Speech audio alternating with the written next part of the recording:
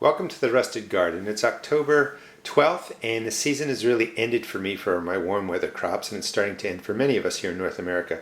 I'm going to show you how I took my end of the year tomatoes, saved the seeds, and this is what's all on a red plate. Those are the final products of seeds that I'm letting dry, and I'll grow those next year and I also sell them.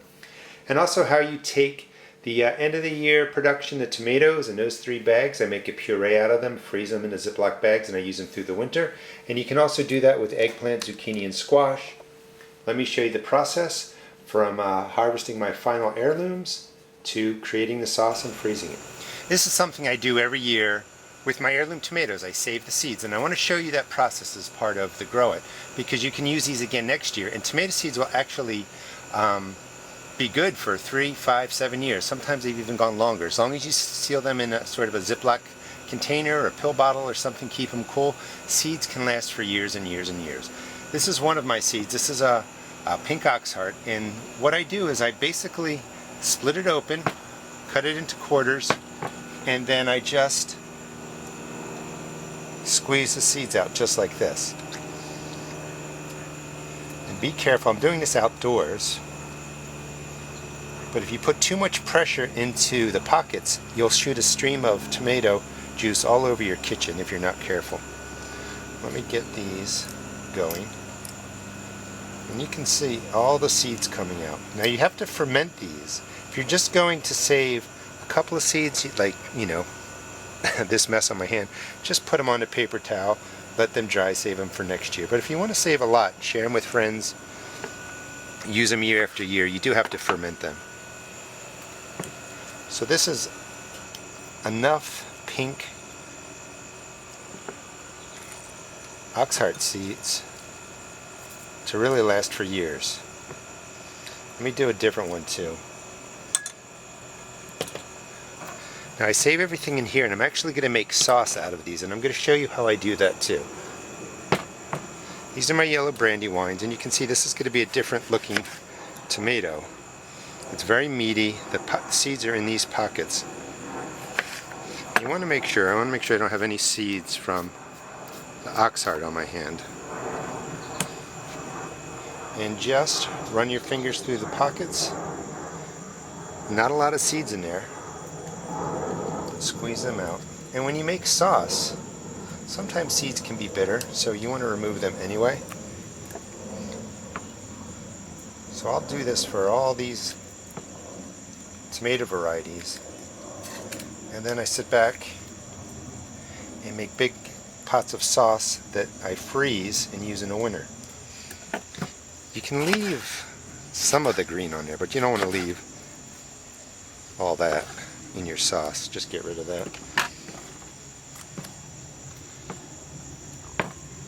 So these are the yellow brandy wines.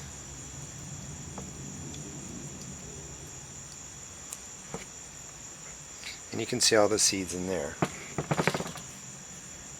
Now, once you get these, pour them into a jar.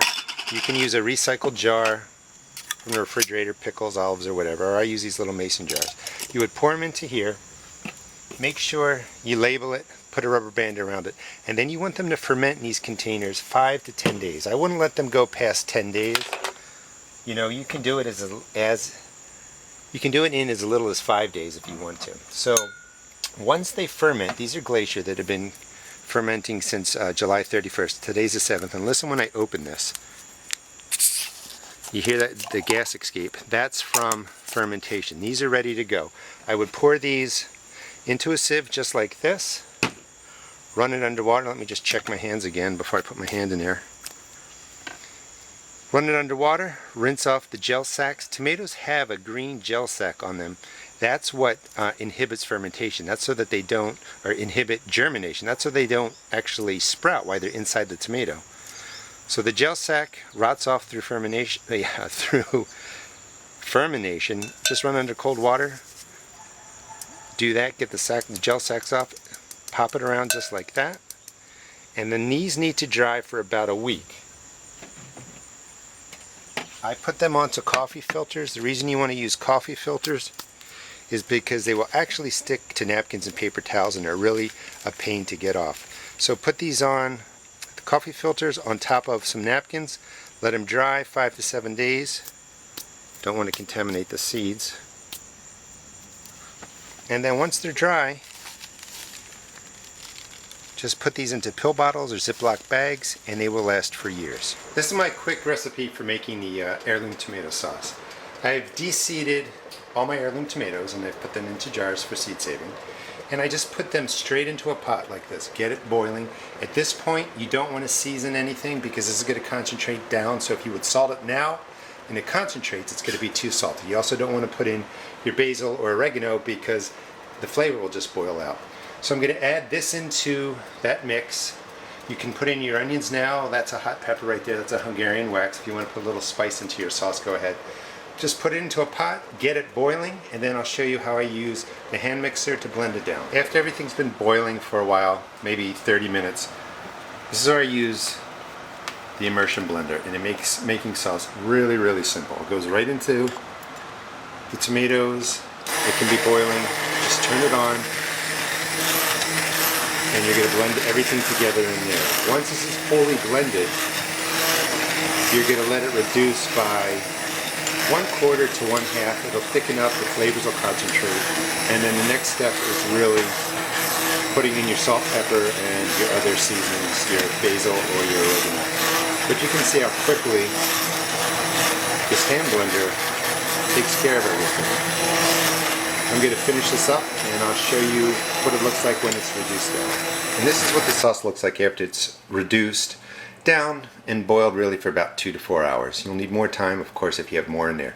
This sauce is actually different than the first 2 parts of the video, or this section, as I run out of time. But I added squash and zucchini in here. You can just peel it, de-seed it, and you can put squash, zucchini, and eggplant in here and make an excellent spaghetti sauce with a great base for making sauces in the winter or for making even soup stock. This is what all the tomatoes boiled down to. It reduced for about 3 hours. These are quart Ziploc bags with double seals on them, and I just make sauces out of tomatoes, zucchini, squash, eggplant, just like this, freeze it up, and this way I have it through the winter. Once it gets down to this level, this is when you want to add your salt, pepper, other herbs like basil, oregano. You don't want to put in your herbs early because all the essential oils will really boil out of it and you won't taste them. And you don't want to over salt or season it when your reduction is up here, because once it concentrates down it's going to be way too salty or way too peppery depending on what you put in it. And this is what it looks like after I freeze it. I just keep these in the freezer, use them over the winter, and again I have a great base for spaghetti sauce and for soups.